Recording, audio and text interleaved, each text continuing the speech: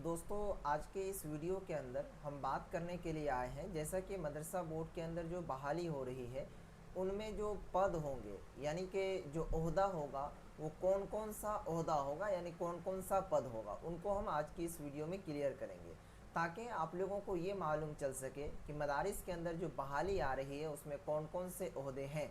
ठीक है, इस वीडियो को शुरू से लेकर अंत तक देखिए, आपको पूरी इन्फॉर्मेशन के साथ ये वीडियो मिलेगी। और साथियों, मैं वीडियो की शुरुआत कर रहा हूँ, आपसे एक छोटा सा रिक्वेस्ट है, अगर चैनल पर पहली बार हैं तो चैनल को सब्सक्राइब ज़रूर कर लीजिएगा, क्योंकि आपको पल पल की खबर और अपडेट इसी चैनल पर मिलेगी। तो चलिए शुरू करते हैं। सबसे पहले देखेंगे दोस्तों, आपको मैं पदों के बारे में जानकारी देने से पहले यहाँ पर जो बिहार मदरसा बोर्ड का नया नियमावली वर्ष 2022 के अंदर जो बना है, इन्हीं के थ्रू आपको हम बताएंगे। जैसा कि आप देख रहे हैं यहाँ पर गैर सरकारी मान्यता प्राप्त अनुदानित मदरसों में शिक्षण गैर शिक्षण कर्मचारियों का पद, ठीक है, सोपान प्राधिकृत बल। अब दोस्तों देखिए, अपने बिहार के अंदर जो मदरसे हैं वो 3 स्तर के मदरसे हैं। सबसे पहला वस्तानिया, ठीक है, दूसरा आपका होता है फ़ुक़ानिया, तीसरा आपका है मौलवी।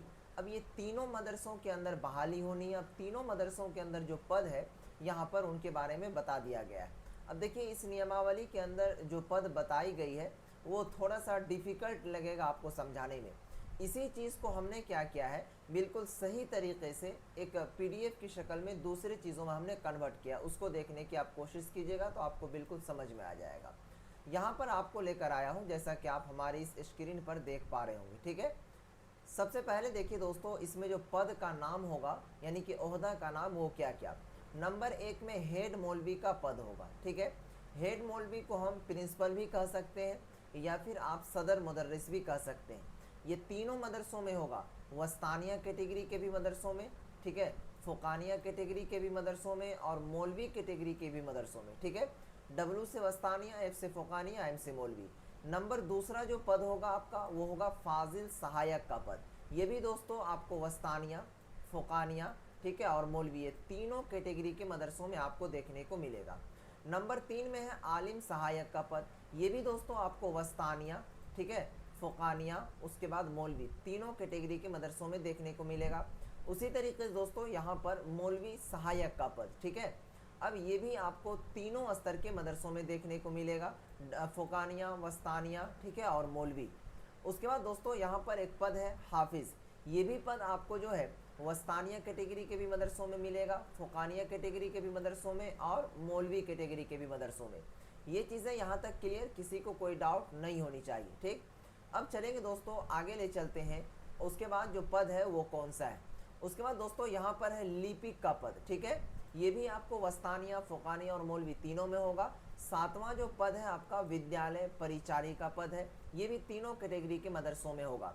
उसके बाद दोस्तों यहाँ पर 8वां जो पद है आधुनिक विषय का टीचर यानी कि उस्ताद का पद, शिक्षक का पद। ठीक है, अब ये जो शिक्षक का पद होगा जिसको कि आधुनिक विषय कहा गया है, इसमें कौन कौन से विषय आते हैं आपको हम समझाते हैं। ठीक है, अब देखिए दोस्तों यहाँ पर आधुनिक विषय, इससे जो शिक्षक होंगे वो कौन कौन से विषय होंगे वो भी इस नियमावली के अंदर दर्शा दी गई है। अगर आप जानना चाहें तो बिल्कुल आसानी से जान सकते हैं, आप थोड़ा सा धैर्य बना के रखिए। ठीक है दोस्तों, देखिए इसमें जो है आपके विषय आएंगे, क्या क्या आएंगे। ठीक है, साइंस के सभी विषय, उसमें आपका आ जाता है क्या, बायोलॉजी आ जाता है, ठीक है, फिज़िक्स आ जाता है, ठीक है, उसके बाद केमिस्ट्री आ जाता है, ये सभी सब्जेक्ट के शिक्षक। उसके बाद दोस्तों यहाँ पर कंप्यूटर शिक्षक, ठीक है, कंप्यूटर शिक्षक, ये भी आपके आधुनिक विषय में है।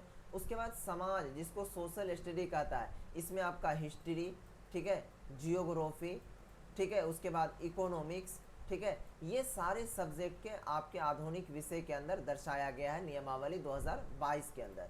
तो मुझे जहाँ तक उम्मीद है कि आपको हमने ये जो पद बताए हैं वो 8 तरीके के टोटल पद रहेंगे मदरसा बोर्ड के अंदर। कितने तरीके के, 8 तरीके के। यही 8 तरीक़ों के पद पर आपकी बहाली होगी।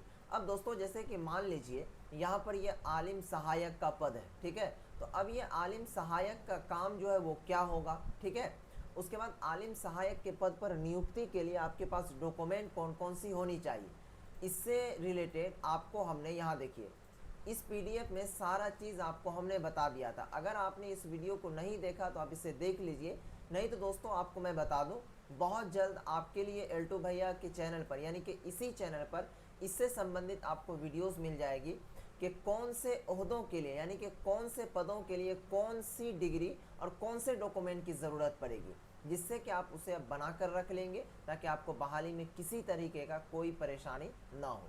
तो फाइनली मुझे जहाँ तक उम्मीद है कि आपको पदों के सिलसिले में हमने जानकारी दिया कि किस किस कैटेगरी के पद रहेंगे। ठीक है, फिलहाल आज की इस वीडियोज़ को हम समाप्त करते हैं, फिर मिलेंगे नेक्स्ट वीडियोज़ में। तब तक के लिए बाय, खुदा हाफिज़, अस्सलाम वालेकुम।